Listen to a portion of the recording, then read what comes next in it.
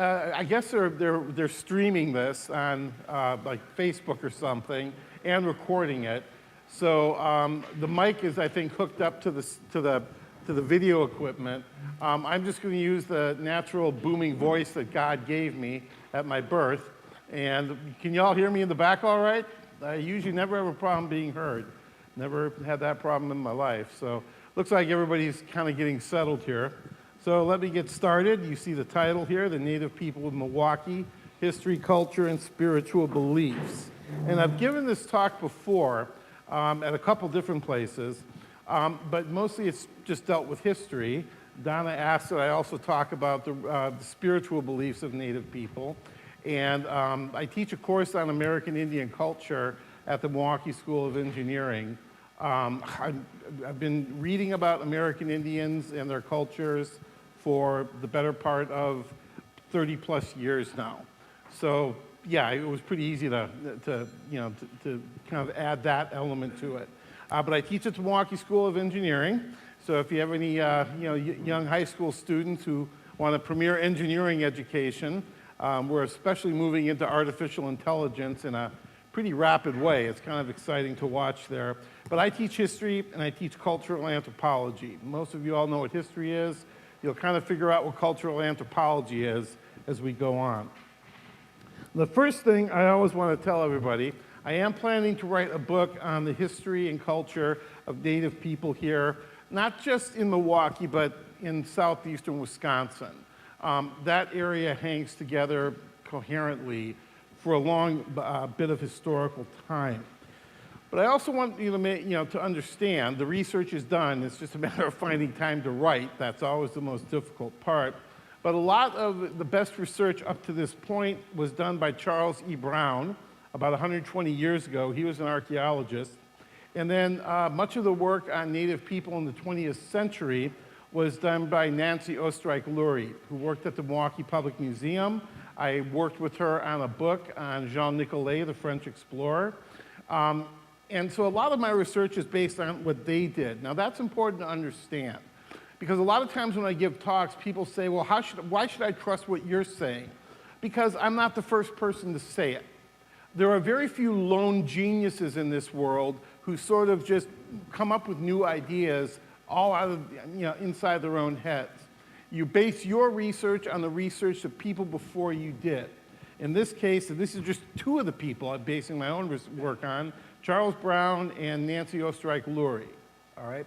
And again, I want everyone to understand that that's the way research really works, all right?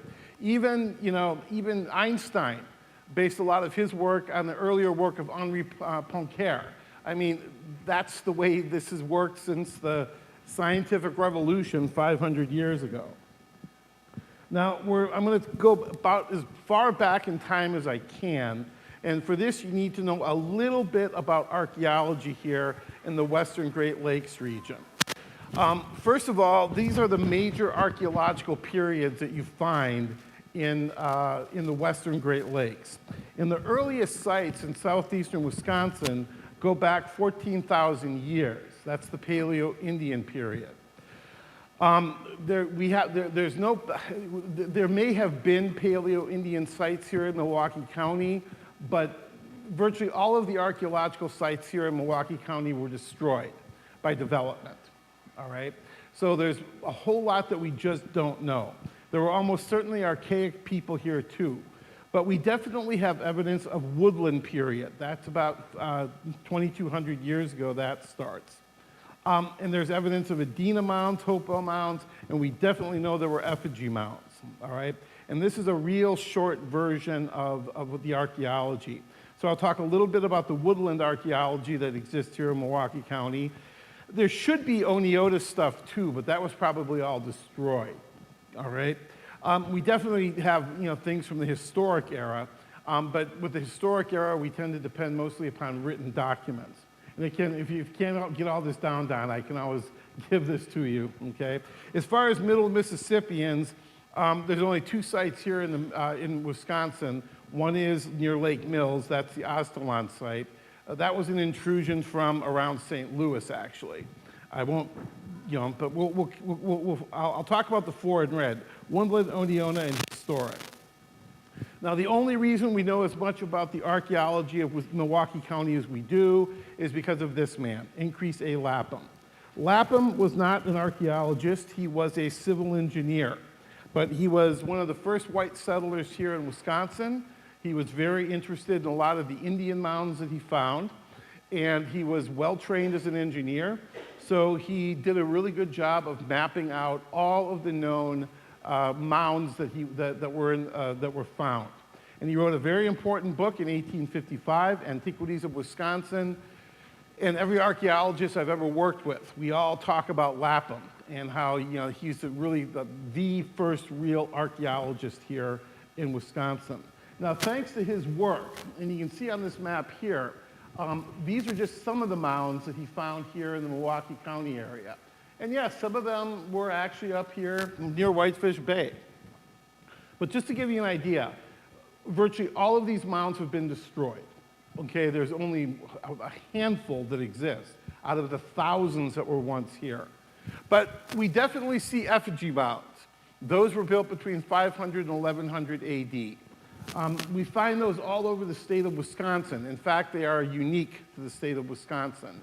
And the only reason we know that there were some here in Milwaukee, like around Sticks and Walnuts, I forget where this is. This is in the South School section. I'm not sure where that is, but you can see the railroad going there. But we have, we definitely had effigy mounds. These may have been much earlier Hopewell mounds. Those are what we call enclosure mounds. Those were built even 1,000 years before the effigy mounds. And this mound right here may have been an archaic conical mound. That's difficult to know because it no longer exists. And conical mounds were built by successive cultures. Until you can actually look at a mound and start to do some ground survey and everything, you're never 100% sure what it is.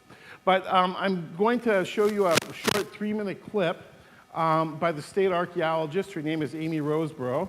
I've met her several times. She and I have talked a lot about some of the research questions we're both interested in. And she's going to give you a real quick primer on mound types here in the state of Wisconsin. So what is an effigy mound? We'll start with the basics. An effigy mound is a burial mound made out of earth. It's a sculpture. It's a funerary monument. Effigy mounds are unlike other mounds in that they're shaped like animals or spirits. It could be birds, could be bears, it could be even human form. And they're built by a group of people we call late woodland between AD 750 and 1200. Wisconsin is the center of the effigy mound phenomenon. There are a few in Iowa, a few in Minnesota, a few in Illinois, just kind of the tier of counties that adjoin us. But for the most part, they're here in Wisconsin, which is why it is not fair at all that Iowa has Effigy Mounds National Monument. That should be ours. Okay. So here's what they look like. This is one of the few photos I've got where you actually see the bird shape. That's only because it's flooded. If you try and take a photo of these, they drop into the ground. They disappear. So you see the tail is pointed at the camera and the wings are off to either side. The effigies are different from the other mound forms. Conical mounds are the most common type of mound in Wisconsin. This is what our state archaeologist refers to as a great big mound up in Burnett County. Okay. Most conicals are considerably smaller than these. Linear mounds were also made by the effigy builders. They're a little more recent in time. Linear are part of a class of mounds that we call geometrics. They're long, they sometimes have projections and angles and bends to them. They may have conical components to them, but they don't appear to represent living beings, or at least not beings we can recognize. And then accompanying mounds at some sites are other earthworks such as enclosures.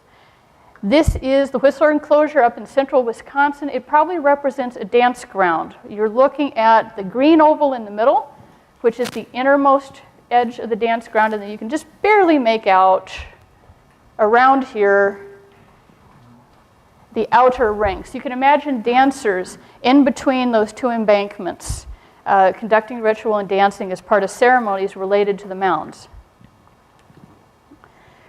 The effigy mounds are, for the most part, concentrated in southern Wisconsin, and Madison sits at the epicenter of it. We're right here in the middle. There are mounds up in northeastern Wisconsin. I've tagged them the small mound area. They're conical and linear in form with a few other geometrics, but they're usually fairly low and pretty sparse. And then up in northwestern Wisconsin are the great big mounds. And those are big conical and oval and low-shaped mounds that is, again, our state archaeologists can be big as a Buick. So, Okay, so talking about mounds that actually are here now. Back a year ago, this was the only known Indian mound left in Milwaukee County. And it's at Lake Park. If you go down Lake Drive, right around where Locust Street intersects with Lake Drive, and you walk 200 yards toward the lake, you have a conical mound in Lake Park. Now, back in October, over 100 years ago, they put this marker on it, but it was sinking into the mound, thus causing damage. And most of these have, human remains in them. So the decision was made that it was not a good idea to have put it there in the first place. So back in October of 2024, they removed the plaque, okay? And that was about the time I gave this talk at UWM. So I said, we have one Indian mound left. You just have to kind of know where it is now. The day after I gave this talk at UWM, I read in the journal Sentinel that they have just discovered 2 more mounds. And they discovered them in Forest Home Cemetery. And the reason they hadn't located them before, and these are in section 15 of the cemetery, is because there's just been so much digging and human activity there over time that you can see what the radar looks like.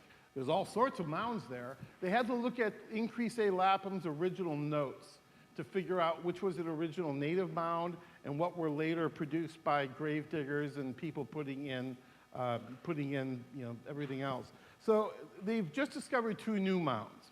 Now keep in mind, there's a new technology called LiDAR. It's like this radar you put on a drone, and it allows you to really get an idea of what the terrain looks like. There are undoubtedly more mounds here in Milwaukee County. It's just going to take a lot of very detailed research and LiDAR scans to figure out where those are. But for now, we have 3. 1 in Lake Park, not too far from here. 2 more in Forest Home Cemetery. Now, as far as who were the mound builders, let me just say this, and this is something to keep in mind. Probably none of the tribes who are in Wisconsin today were the mound builders, all right? The best theory, and the one that I embrace, is that the people who built the mounds, the effigy mounds in particular, were most likely the ancestors of the modern-day Mandan people, who sometime probably about 1,000 years ago began to migrate onto the Great Plains, okay? They were Siouan speakers. Now, why were the effigy mound builders pushed out? Because around 1,000 years ago, there was a new group of native people coming in. And those were the ancestors of the Ho-Chunk and the Iowa. And they spoke a group of languages that are known as Chewere Siouan. They didn't build mounds, okay? That wasn't their thing. They had other types of rituals. But they did make a very unique type of pottery that's called Oneota pottery. And even though there are many Ho-Chunk people who will firmly believe, they'll say that our ancestors built the effigy mounds, there's no empirical evidence for that assertion, and a lot of empirical evidence that says something very different. They either pushed the mound builders out, and they were most likely went on to the Great Plains, like the Hidatsa, the Mandans, or they absorbed them. But they stopped mound building altogether, all right? And I've gotten into discussions, very heated discussions with Ho-Chunk elders, and I say, look, this was an idea that was only entered into the Ho-Chunk mind about 100 years ago. And that was because a guy named Paul Radin put it there. But there's a lot of Ho-Chunk, there's a lot of Oneota, archaeology. There were probably, ancestors of the Ho-Chunk and the Iowa living here in Milwaukee. But again, so much of the archaeology has been destroyed. We know a lot from what has not been destroyed. And as you can see, those are generally in rural areas where there just hasn't been this intensive development. So they were the next group in here, the Ho-Chunk and the Iowa. And the Iowa, they also eventually started going westward, All right, getting a little bit behind here.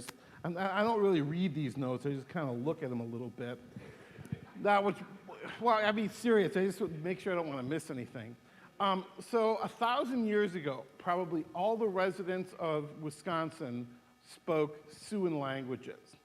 All of the native people that we are familiar with, the Potawatomi, the Chippewa, to a lesser extent the Ottawa, they only came into the state around 400 years ago, all right? So this is important to remember because, yes, there are people who say, well, native people have been here for thousands of years. That's true. But like any other group of people in any other part of the world, there were migrations. There were people replacing other people as new groups came in. Now, these are, I wanted to get this all on one map, but I probably have to make it myself. These are all tribes that speak Siouan languages. There's the Mandan. The theory is that they originally lived in Wisconsin and migrated west. The only Siouan group left in the state are the Ho-Chunk, all right? And as you can see, this map here kind of goes hand in glove right with this map here. These are peoples who speak Algonquian languages, all right? Now, Algonquian languages are as different from Siouan languages as English is from Chinese. Okay, these are radically different language families, all right? So 500 years ago, the only Algonquian-speaking people here in Wisconsin were the Menominees, okay? We're pretty sure about that. All the other tribes, the Potawatomi, the Chippewa, the Sauk, the Fox, they all lived in southern Michigan. What prompted them to migrate into the state? Well, that was yet another group of native people known as the Iroquois. The Iroquois were a group of people who lived in upstate New York, and Iroquoian languages are as different from Siouan and Algonquian languages as English is from Chinese, as Chinese is from Arabic. These are radically different language groups, all right? In the 1640s, the Iroquois just exploded out of upstate New York. And the reason for that was they were in these constant wars with their neighbors. And this is going to be difficult for people to understand, but the way that native people dealt with their enemies was to annihilate them, essentially to commit genocide, okay? And they were successful. They wiped out the Petun, the Neutral, and the Erie. They almost wiped out the Huron. But you have this series of wars that last for almost 5 decades, okay, from 1648 to 1701. And the Iroquois war parties, they went all the way to the Mississippi River. Southern Michigan became depopulated. All of those tribes raced across Lake Michigan to the safety of what we today call Wisconsin. This was a massive migration of native people. And really, Europeans had nothing to do with it. This was a purely native war. Now, the Iroquois are going to establish a big empire. It's going to stretch from New York all the way to the Mississippi, all the way down to the Ohio River and beyond. They're not going to hold this for very long, but this was an empire that rivaled anything in Europe at the time, all right? This is you can see an Iroquois warrior there. So why didn't they made a few forays into Wisconsin, but Lake Michigan was something like a shield, okay? It was easier for them to move through the eastern Great Lakes, down the Ohio River, down parts of the Mississippi.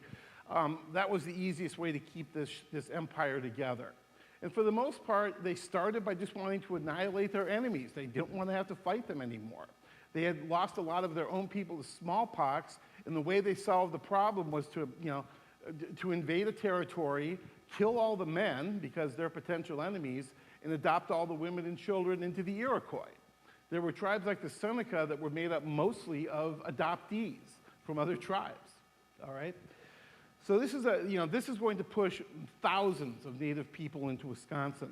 Now, at the same time that's happening, the Iroquois wars are really well documented. This is another thing I'm writing about right now, in fact.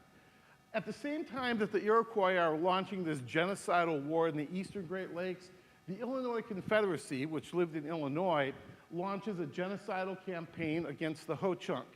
Now, from what archaeology and historical sources say, the Ho-Chunk had something like their own empire that stretched from Door County probably all the way down to the Portage. It's kind of difficult to know.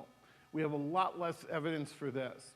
But we do know that Illinois war parties came up from what is today Illinois, And what had been a 20,000 person society was whittled down to about 600 people. The Illinois killed about 95% of the Ho-Chunk people. Every Ho-Chunk person alive today is descended from those probably few hundred Ho-Chunk who actually survived. So here's a map. Here's two different maps to show you how radical these changes were. This is what the Western Great Lakes looked like in about 1630.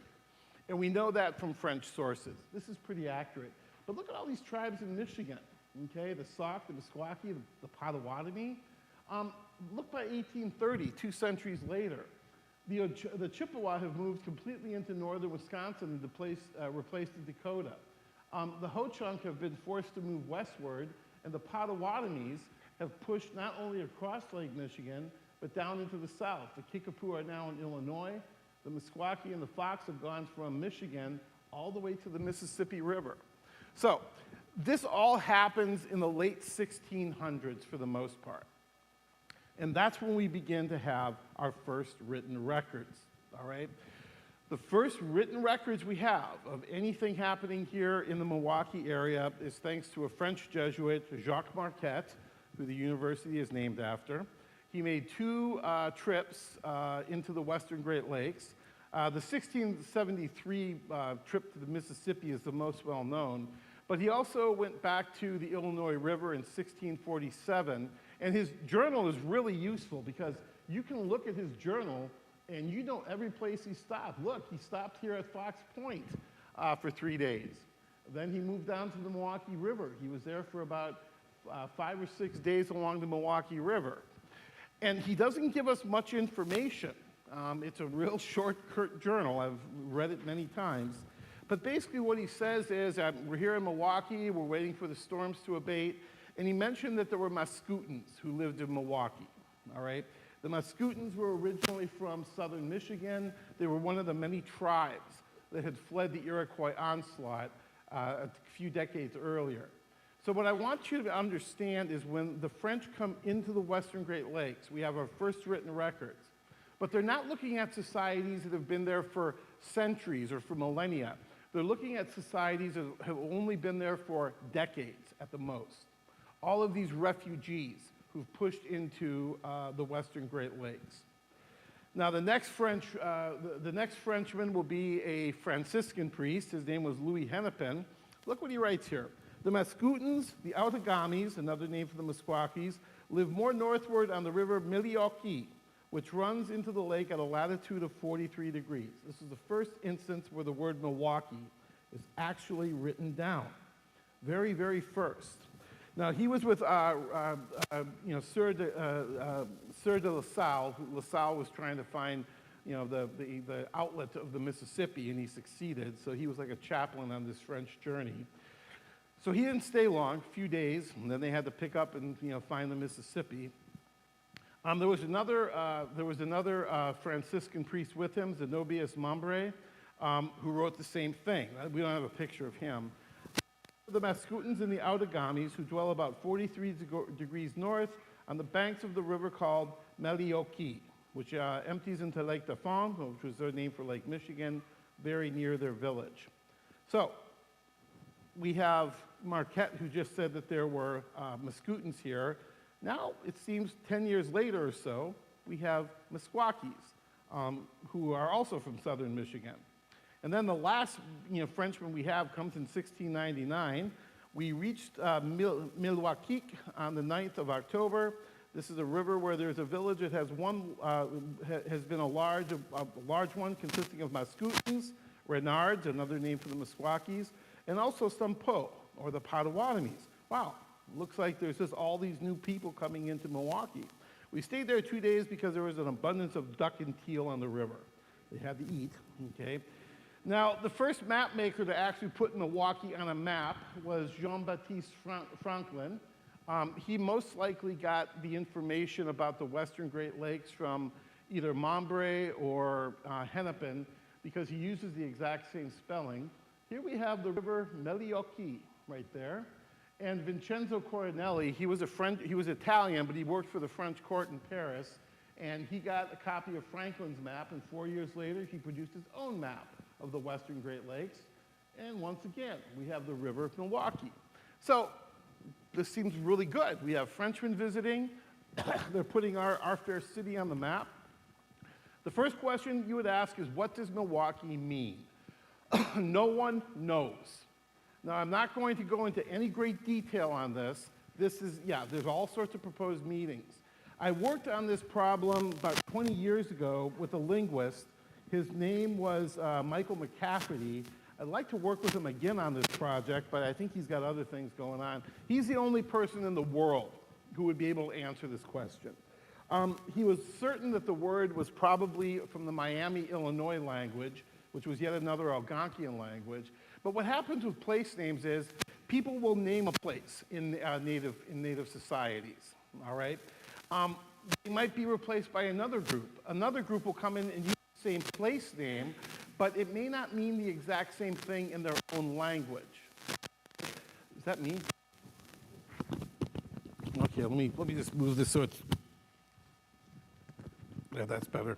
Okay, so, you know, you have these successive waves of people who speak different languages or different dialects of language. They'll often retain the place name, but they'll modify it, or they'll give it a new meaning, all right? And the reason we know that this almost certainly came from the Miami, Illinois language is that because the later people who were here, like the Potawatomi, they didn't have the sound L in their language. They replaced L sounds with N. And so if you ask the Ojibwa, they would have said, this is Milwaukee, the good place, the good land, the gathering place by the river, the council place.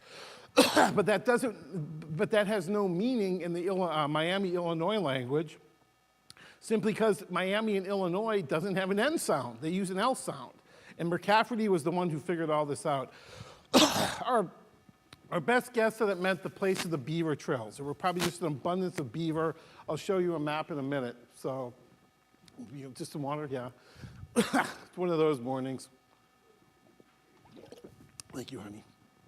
All right, so we'll talk about the water monster and the water monster suckhole. That actually, you know, but you know, every native person had a different meaning.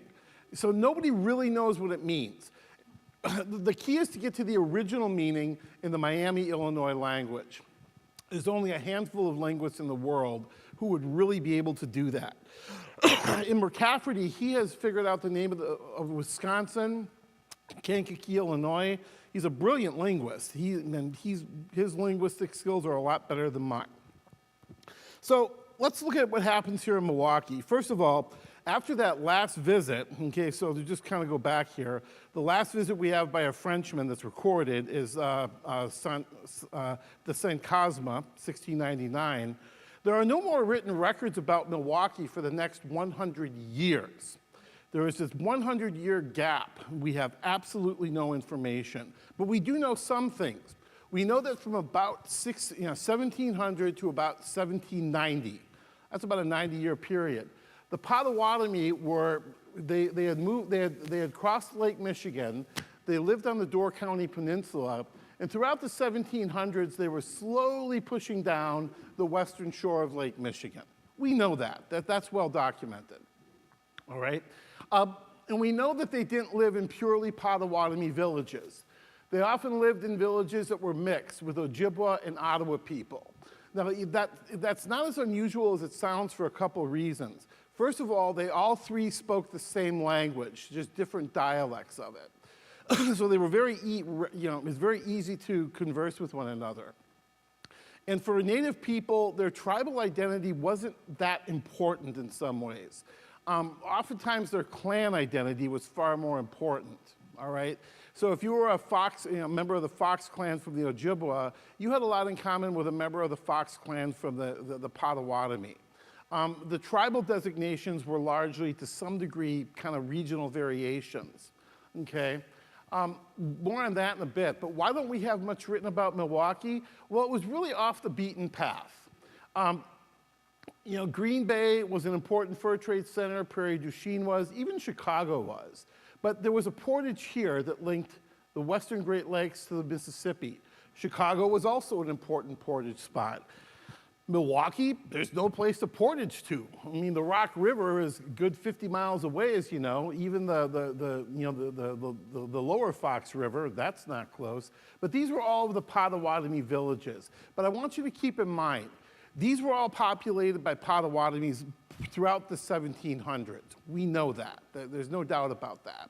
And they weren't purely Potawatomi. The Potawatomi tended to predominate, but then there were also a lot of, people of Ojibwa and Ottawa ancestry as well.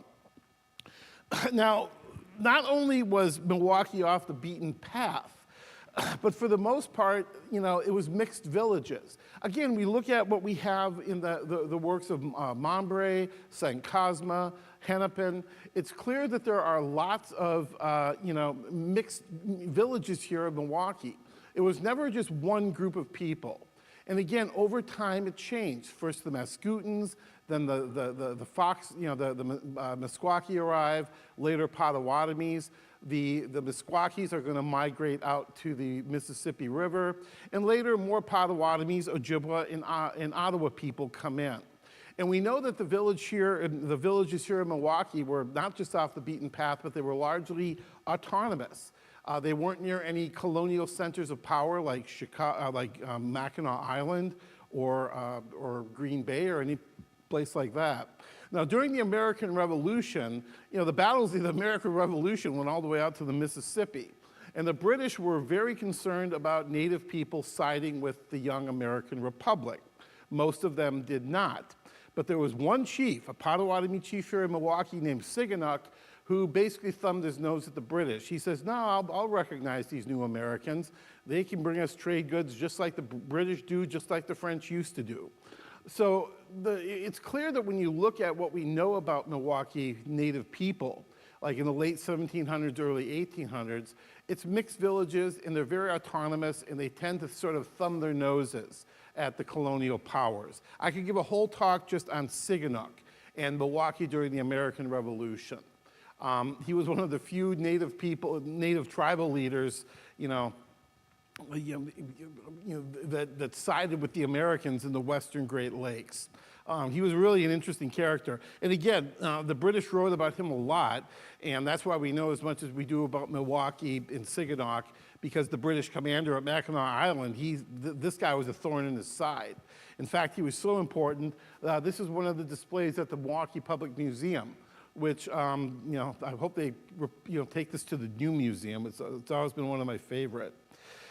All right, so let's just kind of look at Milwaukee when we know a whole lot. Okay, once white settlers start coming in and this area comes under American domination, then we start seeing a lot more written records. So we get a much clearer picture.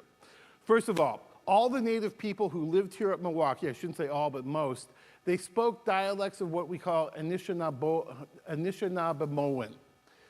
Now, this is where it gets complicated. The Chippewa, the Ottawa, and the Potawatomi. Chippewa, Ottawa, Potawatomi. They all spoke dialects of Anishinaabemoan. But if you spoke one of the dialects, you could literally go from basically Montreal all the way out to the Dakotas, and you would understand what people were saying. Now, there were different tribes among all these Anishinaabemoan speakers, and some dialects were closer than another, but collectively, we can call these people Anishinaabe.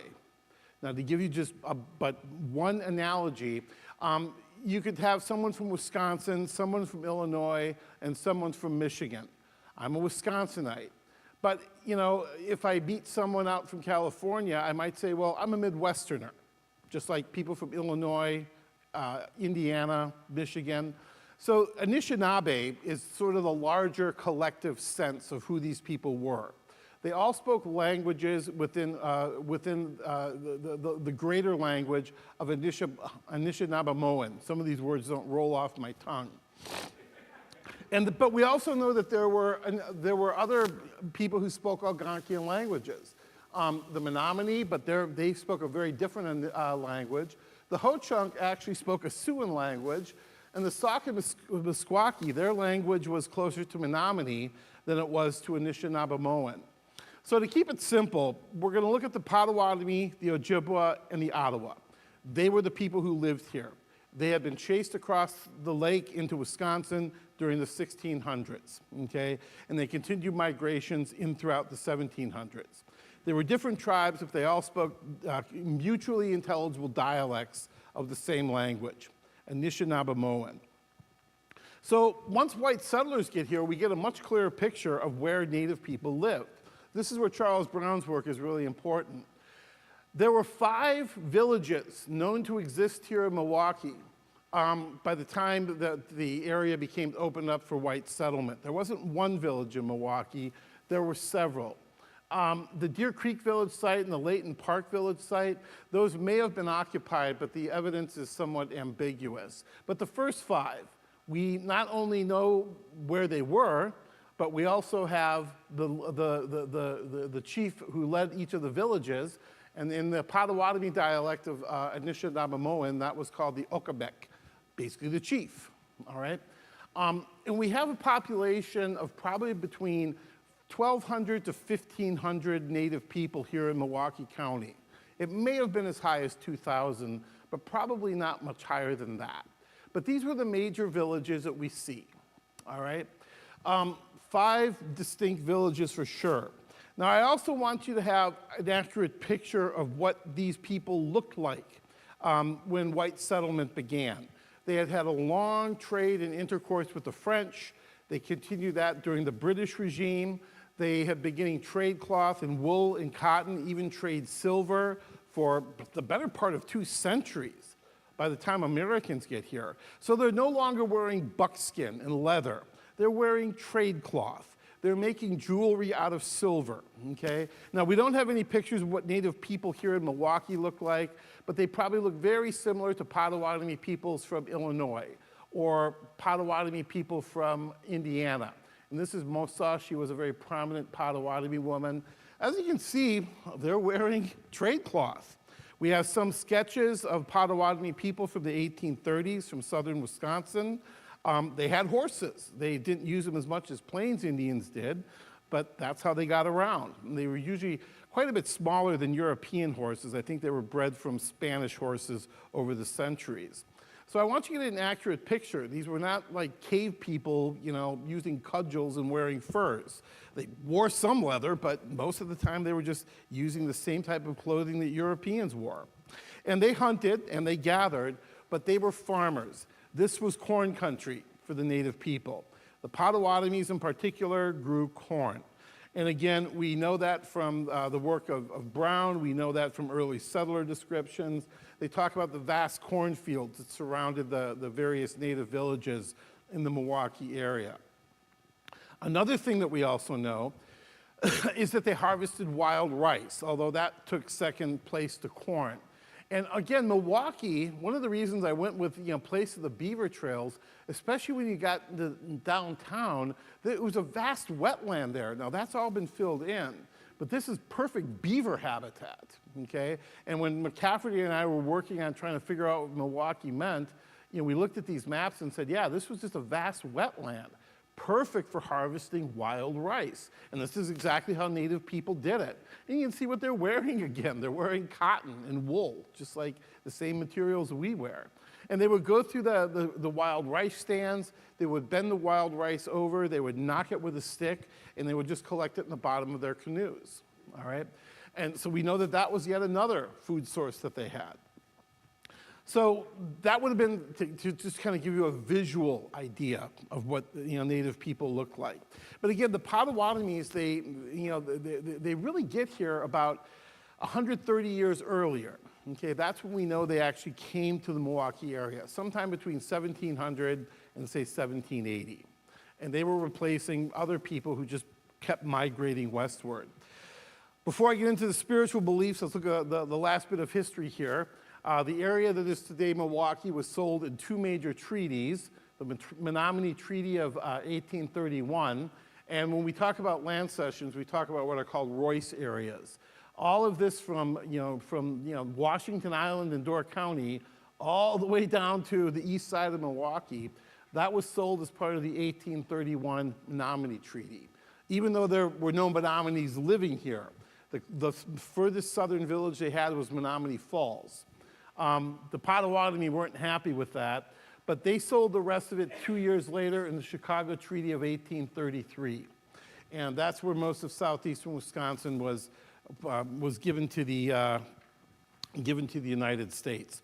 So that is a real fast history. I'm going to slow down a little bit now for some of the spiritual things, mainly because I just put all this together the other night. Make sure I get this right here.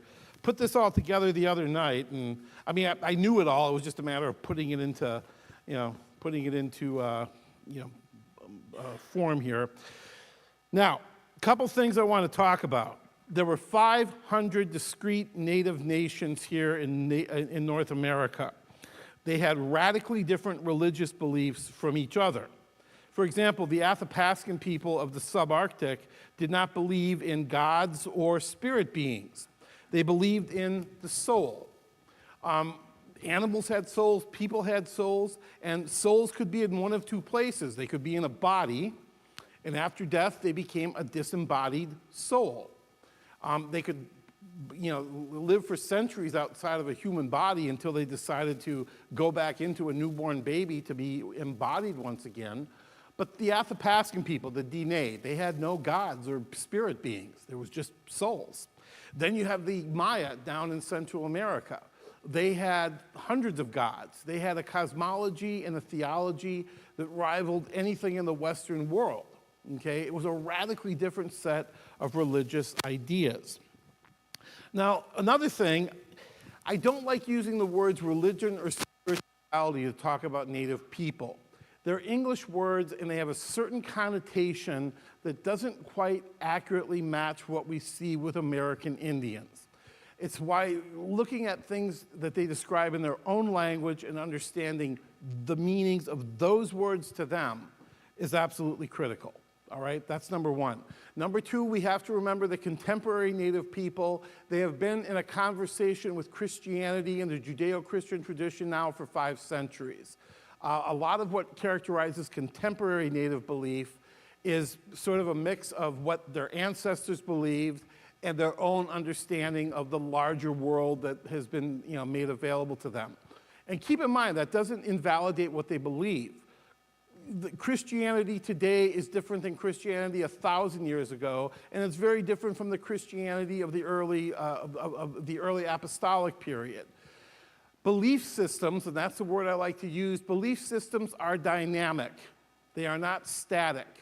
So I'm going to try to paint a picture of the beliefs of Native people here in Milwaukee about the time that white settlers started to come in, before they really had this onslaught of foreign domination that radically began to change their cultures and to some degree their spiritual beliefs.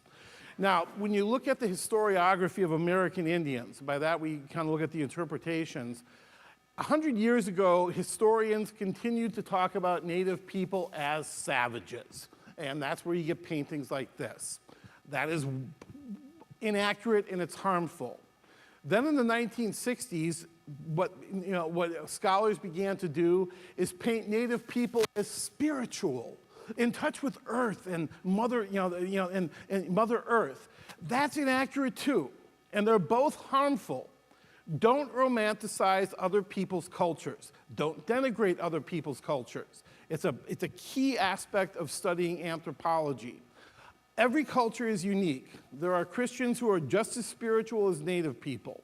There are Buddhists who are just as spiritual as American Christians. Think of their religious system as not better, not worse, not superior, not inferior, just different. That's the key. We call it cultural relativism in anthropology. Okay, so let's start with that premise. And scholars have ripped apart the Pocahontas movie. It just drips with this sentimental romanticism that's just not accurate. They were human beings just like we were. We are. They had weaknesses, they had strengths, they were just different than we are. Now, this took me a couple hours on Thursday night to put this together. Now we're looking at Anishinaabe belief. These would have been the Potawatomi, Potawatomi, Ojibwa, and the Chippewa, all right? They spoke very similar dialects, okay? But here's where they had a radically different set of ideas than you and I have. First of all, and again, there was nothing like scripture for them. There were sort of core beliefs, but you could talk to one person or another, and they would have differences of opinion. All right? First of all, they believed that the earthly plane, they called it Nokomis, grandmother, but they also called the moon grandmother too. All right? They believed that there were levels beneath the plane of the earth, the underworld, that weren't necessarily bad places, they were just worlds under us. There could be 2 or 4, it depended who you asked. The sky was like a big bowl over the earth, and there were multiple skies stacked just like the levels of the world. Sometimes 2, some people said, no, there's 6 worlds above this one. And in the top lived Kichimanato, the Great Spirit. Out west, that's where the Thunderers or the Thunderbirds lived. And when you died, your soul went west to Epangishimuk.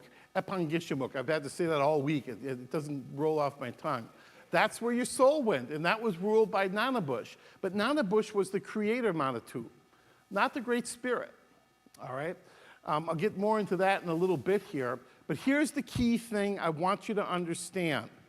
The world was inhabited by lots of spirit beings, or Manitos, and they weren't all the same. There were thousands of them. Some of them have names, some of them did not. But here's the part that's really difficult to communicate. They did not believe in transcendence. You do. What do we mean by transcendence? If I put you in a rocket ship and flew you out to the far reaches of space, would you eventually find God's heaven out there? Okay, so where is God's heaven?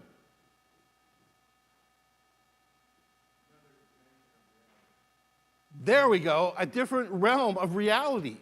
Native people did not have this. Everything was on a single plane of existence.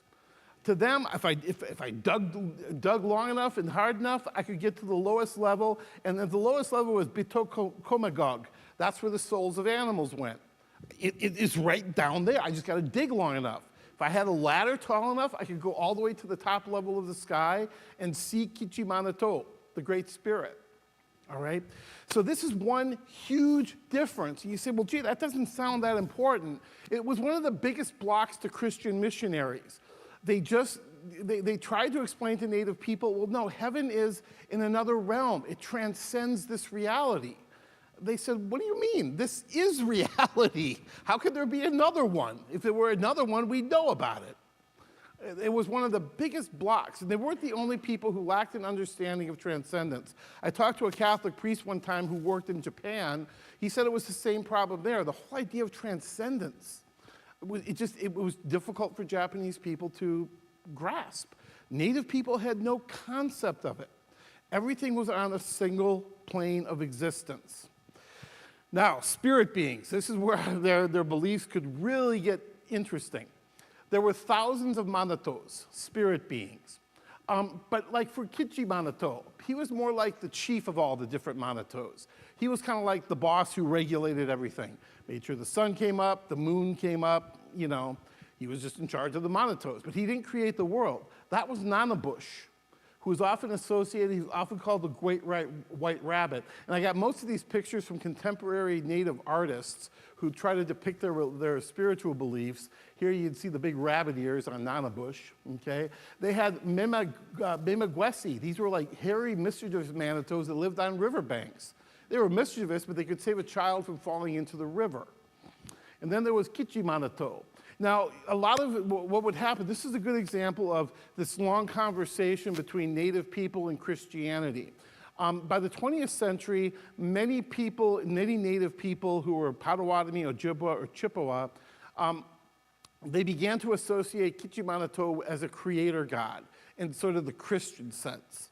Not all of them, okay? And of course, many of them would become Christian, and they would just call God Kichimanato, the Great Spirit. It was very analogous. But in traditional Anishinaabe belief, that was Nanabush. And he lived out west in the land of the souls. Now, probably the most important day-to-day Manitos were the Anamikik and the Mishapeshu. Now, next time you watch a thunderstorm, you are in for a treat. Who are the Anamikik? It's often translated as thunderbirds, but a better word is just thunder itself. When you see a rain cloud go over, the native people who lived here in Milwaukee thought that's where the thunderbirds live, the thunderers. Lightning and thunder were an animal. Like, it looked like a bird. You couldn't see them because they're in the rain clouds, but the thunder was their voice. And they shot lightning out of their eyes. And they lived in the west. And you think about it, we have a prevailing westerly wind here. Every storm you ever see comes from the west, does it not? It's rare when they come from the east, really rare. So they said, well, where does thunder come from? Well, from an animal. It lives in the rain clouds. They shoot lightning out of their eyes. Where do they live? Well, they must live, which way is west? That way, because that's where all the storms come from, all right? Why would they shoot lightning out of their eyes? Because there was a water monster, Misha Peshu. It is different in the different dialects, but there were probably dozens, maybe hundreds of thunderers. Okay, that's what they, again, thunderbird is just a different way to say thunderers. There was only one Misha Peshu. And he could be everywhere at once. You could see him in Lake Michigan. He might be in the Milwaukee River. He could be in Lake Superior. He could be anywhere. There were these tunnels under the earth and those levels of the underworld that he used to move very rapidly. And he was dangerous. He was the closest thing they had to Satan. Because when you're out in a canoe and all of a sudden there's an eddy or a storm and you're getting sucked down and that's Misha Peshu. All right? And they loved the thunderers. The thunderers were like Christian angels. They killed Misha Peshu. They were the ones who did battle with them. And here's a really good painting by a contemporary native artist, Mel Mandabe, and it captures it perfectly. Here we see the thunderbirds up in the rain clouds. They're spitting and lightning out, and there's Misha Peshu, the water monster, who had basically the body of a cat, like a puma or a cougar, and a long tail. And he would use that to rip people out of their canoes and suck them into the water. And as you saw with on Milwaukee name places, that may have been somehow Misha Peshu may have been related to someplace here in Milwaukee. I'd have to do a lot more research.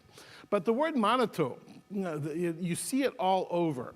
Now again, those were probably the two most important manitos. Misha Peshu, this evil water monster, and then the enemy, the thunderers that killed him. He always came back to life, and boy, he could move fast, but there was only one of him. But a lot of places were believed to be places where manitos lived. Again, a single plane of existence. So Manitoulin Island, Manitowoc, Manitou Lake. These were places that native people would have thought had certain spiritual power because there were spirit beings living there. They may have been good, they may have been bad. Okay, so Manitos were one type of spirit being. Then there were the animal bosses that were different, okay? They were called Okemeks.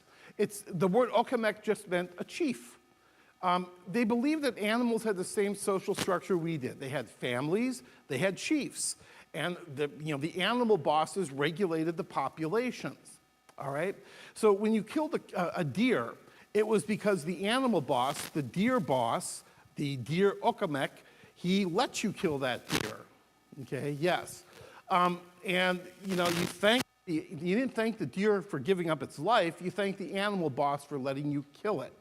Now, could you see the animal bosses? Sometimes.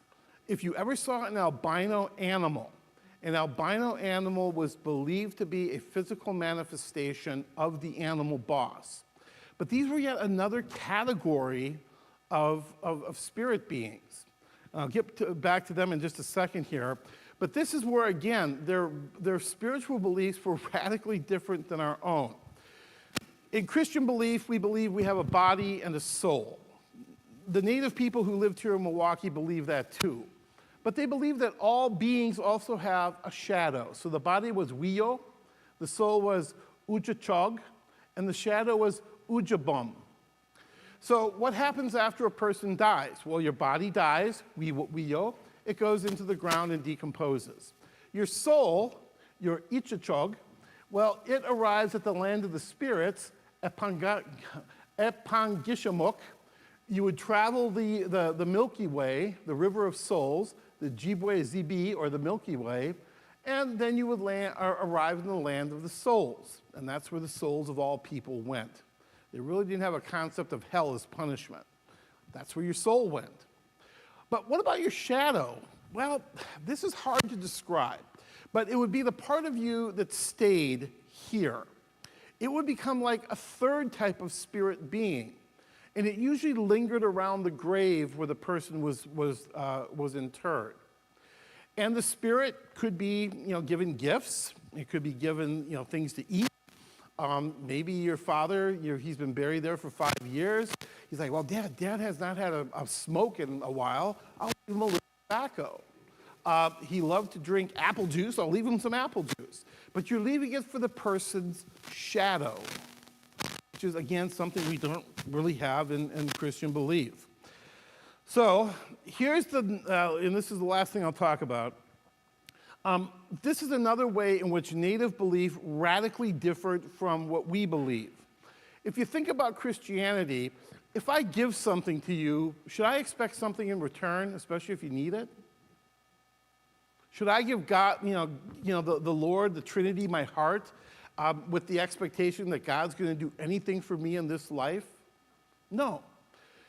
In native belief, they believe firmly in reciprocity. This is another radically different idea, and it made Christianity a very difficult thing for them to understand. I just killed a deer. Well, the deer boss, he delivered this deer to me. I'll leave him a small offering of tobacco. He did something for me, I will give something to him. If I don't give him something, he might not make deer available again. I just killed a beaver, better give the beaver boss something, or I won't have any luck hunting beaver next year. There's one of the things they would always do is they would take tobacco when they got into a canoe and put some into the water. Why? Because that's where the water monster lives. If nothing else, I can distract him so he doesn't suck me down into an eddy or into a whirlpool. Even this devil that they had needed to be given an offering. You give him some tobacco, he'll let you cross the river in peace. All right? Reciprocity. They believed that there was a give and a take. It went both ways. And that made Christianity a much more difficult idea. And it doesn't happen in some vague afterlife. That reciprocity happens here and now because there's only one plane of existence. Are you starting to see how this is sort of just a different way to understand the world? You can also give something to someone's shadow, their udjibbom. Okay, you go by a person's grave, the shadow is there. They like tobacco, give them a little tobacco. Probably been a few weeks since they had a good smoke. Now, Nancy Lurie, she was telling me, and just to show you how persistent this belief was, Nancy died a few years ago. She was like in her 90s. She was a great anthropologist. But she would go to powwows with Native people. And what they would do, like up north on the Chippewa reservations, is they would honor their veterans with pictures of guys who had served in World War II, World War I, Vietnam. And what they would do is they would put a picture of them up, and they would put a can right beneath the picture. And what other people would do is they would smoke a cigarette, but they'd save a little bit of the tobacco and put it in the can. That was for the shadow of the person who they were honoring. They believed that these veterans who had fought in Normandy and the South Pacific, their spirits still were there. And their spirits, their shadows. So there was always a can for tobacco offerings to veterans. They still practice this. So if you're interested in spiritual beliefs of natives, these are the 3 books that'll explain everything I just went through in great detail. Diamond Genis, Ojibwa Indians of Prairie Island. This is my favorite, Teresa Smith. She talks about the water monsters and the thunderers. It was really central. So next time you see a thunderstorm, I want you to just think about it from their point of view. These are massive birds we can't see, shooting lightning out of their eyes. And they're engaged in this ongoing, constant battle with this water monster. It's just a beautiful way to look at a thunderstorm. I still think of it that way. And then Basil Johnston, he was an Ojibwa person. They didn't have scripture in Native belief. They had folk tales. And just like the Odyssey and the Iliad are important for understanding the Greek gods and goddesses, because the Greeks didn't have any scripture either. The closest thing they had was the Odyssey and the Iliad and a couple other works. Well, the folk tales that the people of the Great Lakes, like, the Ojibwa, the Potawatomi, the Ottawa, they believed, their folk tales communicated their religious beliefs. And I know I went a little bit over, but that was the short version of all this. But before you clap, are there questions? Yes, sir. I noticed when I'm listening, Mm-hmm. I'm hearing Joseph Campbell, who is explanation and the name of the water god, Mishapeshu, yeah. fish, in the ancient Babylonian. Oh. Okay. In the ancient Babylonian, the Noah character was Utnapishtim, which has the same pish sound. Yes, which is, but which is right. what is also like piscus, the Latin for fish. So it seems there's a linguistic similarity or a similar origin for the pish sound referring to water. I would say no, because here's why. That is such a thin evidentiary strain to try to link ancient Babylonians with American Indians who had no concept of ancient Babylon and never had contact with them. And again, we would just call it the water monster, which doesn't have pish in it at all. What Joseph Campbell talks about, and he's not the only one, and this goes back to Carl Jung, who I'm not related to.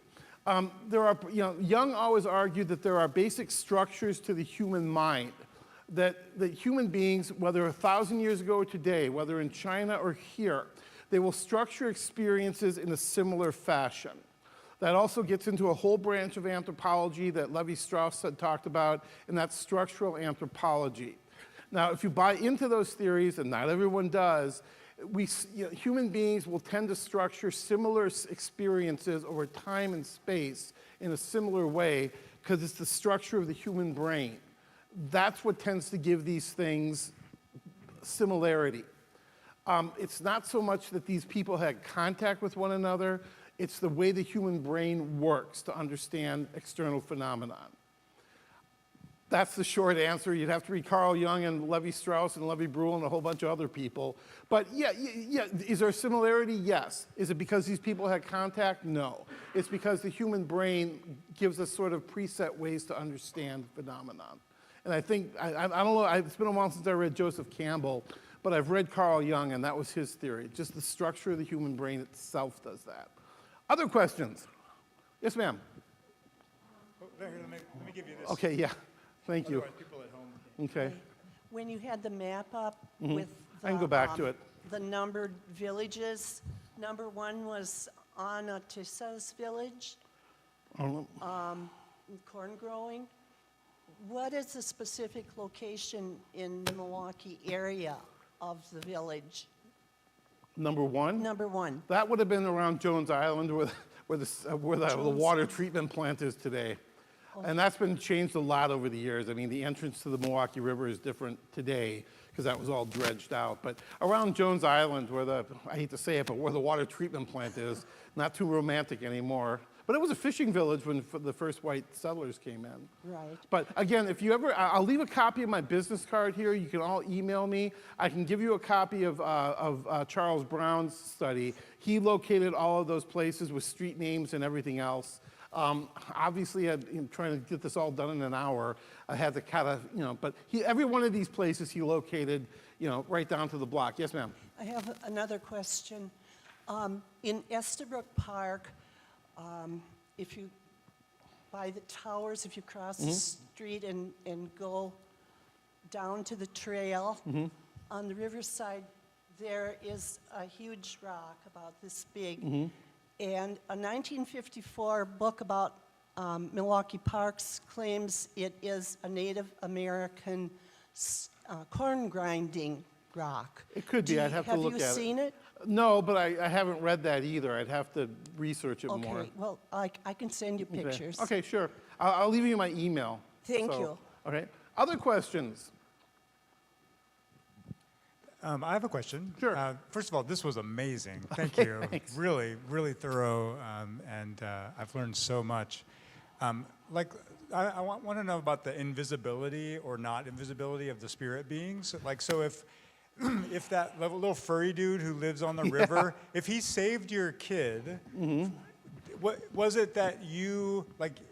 You just didn't see him, kind of like a Smurf. Yeah, like they're it's just- everywhere. they were spirit beings. They could manifest themselves and be Okay. shown if they wanted, but usually they were just not visible. So they're not visible. They're just not visible. Got it, okay. And again, that's why the animal bosses, an albino animal was, seen as a physical manifestation. The animal bosses didn't want to be seen either. Yeah. But if they did want to manifest themselves, they did it as an albino animal. I got It's it. why every time albino buffalo are born, out on the plains they believe this too.